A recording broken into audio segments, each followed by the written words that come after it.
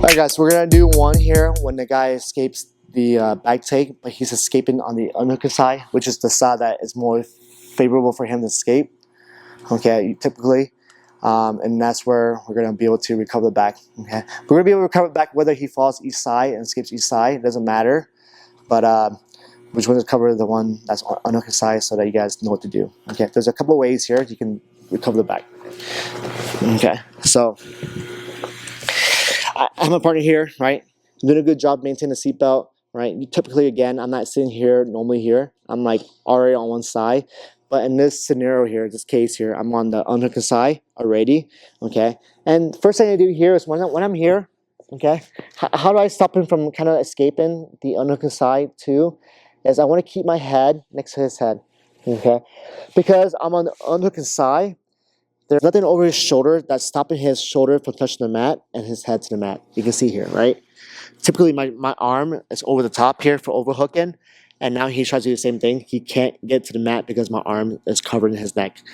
Okay, so that's really important to understand here, right? So because I'm on this side now, on the underhook side, I really need to keep my head really close to his head.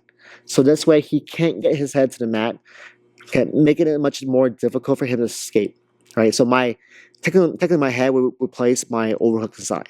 Okay, and this kind of stops him here. But from here, I make a mistake, right? Or maybe he's able to get his head to the mat. Now he's able to slide off my bottom hook.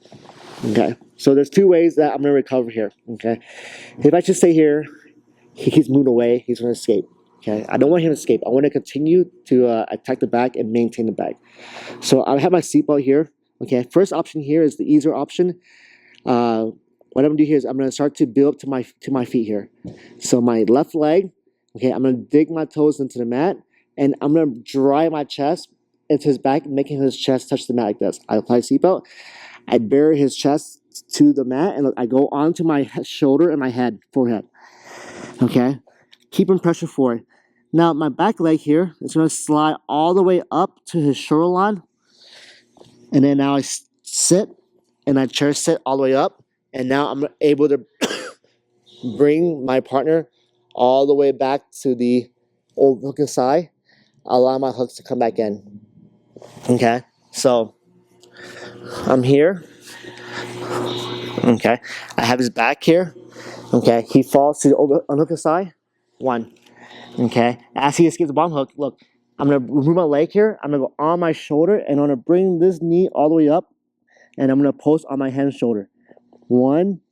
Okay, then I'm going to lean forward. Look, I'm going to slide my knee all the way up to my elbow. Now I'm going to chair sit, and I'm going to sit to my butt, and I'm going to rotate him. Okay, what you don't want to do is you don't want to lay down and then rotate him with the seatbelt because it's easy for him to escape. I give too much space. Okay, so when I chair sit, I'm going to attach my partner, and I'm going to use my head to push his neck all the way over to the side, keeping all the space tight. And now from here, I have my hook. Okay, so the first option though is I'm chair sitting. Okay, another option I like to do is I like to kind of just bring my back leg up and swing it in below his hips and take his back.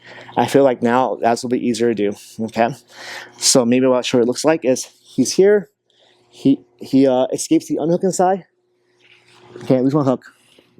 Okay, now from here, instead of build to my elbow, my knee, and chair sitting, I'm going to do this. I'm going to start to use my feet and go to my head and shoulder again and start to bury my partner. Okay, I kind of bring his chest to the mat as I pull. One, I can twist his body, pushing up and down like that. Okay, now you can see the space between his the mat and his hips. Okay, now I go like up, and I just swing it all the way down and leave it outside. And I use my momentum to drag him all the way over.